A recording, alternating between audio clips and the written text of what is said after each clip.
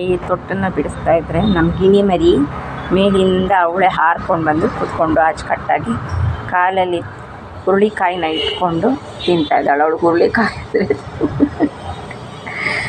ಅಯ್ಯೋ ದೇವ್ರೆ, ಹುರುಳಿಕಾಯಿ ಅಂದರೆ ಅವಳಿಗೆ ತುಂಬ ಫೇವ್ರೆಟ್. ಇವಾಗ ನೋಡಿ ಏನು ಮಾಡ್ತಾಳೆ ಅಂತ. ಇರೋ ಬರೋ ಹುರುಳಿಕಾಯಿ ಎಲ್ಲ ಎಂಜಾಯ್ ಮಾಡಿರೋದು, ಕಚ್ಚಿ ಕಚ್ಚಿ ಕಚ್ಚಿ ದೇವ್ರ ಪ್ರಸಾದ ಅಂತ ನಾವು ತಿನ್ನಬೇಕು. ಇವಾಗ ಅವಳಿಗೆ ಇವತ್ತು ಹಬ್ಬ, ಇಷ್ಟೊಂದು ಹುರುಳಿಕಾಯಿ. ಅಯ್ಯೋದಿಲ್ಲ, ಇದಕ್ಕಿಂತ ಸಂತೋಷ ಜೀವನದಲ್ಲಿ ಇನ್ನೇನಾದರೂ ಇದೆಯಾ? ಖಂಡಿತ ಇಲ್ಲ.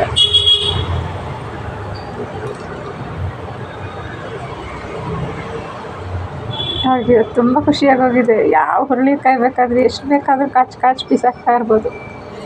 ಯಾವಾಗಲೂ ಬರೀ ಒಂದೇ ಒಂದು ಹುರುಳಿಕಾಯಿ ಕೊಟ್ಬಿಟ್ಟು ಇದನ್ನು ತಿನ್ನು ಅದನ್ನು ತಿನ್ನು ಅಂತ ಫೋರ್ಸ್ ಮಾಡ್ತಾ ಇದ್ದಿದ್ದು.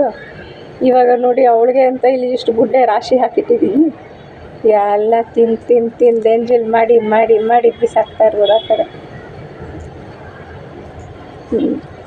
ಇವರೆಲ್ಲ ನೋಡಿ ಯಾರು ಪರ್ಮಿಷನ್ ತಗೊಳ್ಳಲ್ಲ, ಯಾರು ಬೈತಾರೆ ಅಂತ ಅಂದ್ಕೊಳ್ಳಲ್ಲ. ಪ್ರೀತಿ ಒಂದಿದ್ರೆ ಎಷ್ಟು ಸಲಹೆಯಿಂದ ಇರುತ್ತೆ. ದೇವರು ಕೊಟ್ಟಿದ್ದು ವರ ಇದು. ತಿನ್ನಮ್ಮ ಬಂಗಾರ, ತಿನ್ನು ತಿನ್ನು.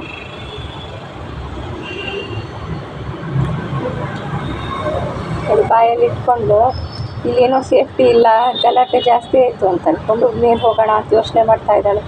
ಚಿನ್ನ ಊಟನೇ ಆ ಕಡೆ ತಿಂತಾ ಇದ್ದಾಳೆ.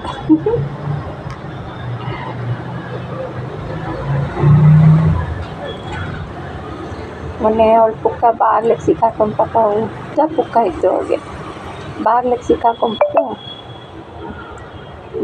ಕಿತ್ತೋಯ್ತು ಅವ್ರ ಪುಕ್ಕ. ಅದಕ್ಕೆ ಇವಾಗ ಸದ್ಯಕ್ಕೆ ಇಷ್ಟೇ ಇರೋದು ಪುಕ್ಕ. ಪಾಪ ಅದರಲ್ಲೇ ಹಾರ್ತಾಳೆ.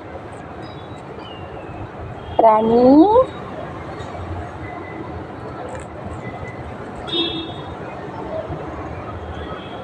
ರಾಣಿ ಬಂಗಾರ, ರಾಣಿ ಬಂಗಾರ, ಮುಖ ತೋರ್ಸು. ಅಲ್ಲೆಲ್ಲೋ ಇಟ್ಕೊಂಡು ತಿಂದೆ, ಯಾರು ನೋಡ್ತಾರೆ? ಮುದ್ದಮ್ಮ ಮುದ್ದಮ್ಮ ಮುದ್ದಮ್ಮ, ಮುಖ ತೋರ್ಸು ಪ್ಲೀಸ್ ಮುದ್ದಮ್ಮ.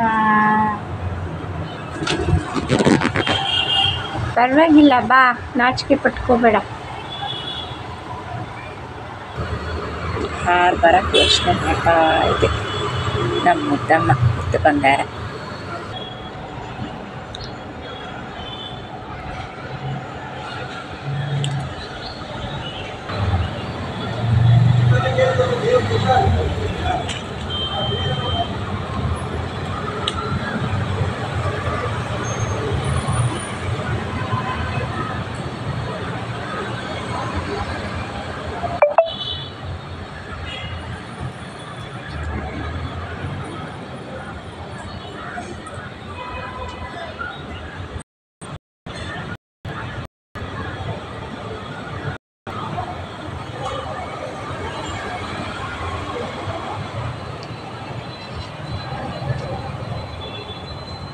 ದೊಡ್ಡ ಹುರುಳಿಕಾಯಿ ಸಿಕ್ಬಿಡ್ತು, ಆ ಕಡೆ ಹೋಗಿ ತಿಂತಾ ಇರೋದು.